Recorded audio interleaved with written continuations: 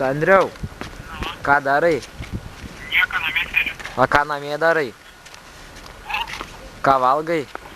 Pagirdėję, tu turi MotoGP žaidimą. Tokią neturiu. Apie ką tu čia šneki, apie Marčių dabar? Ne, rimtai paklausiu, aš tai turiu MotoGP. Ai, nu gal galiu gauti. Nu, bet supranti, yra tokia problema.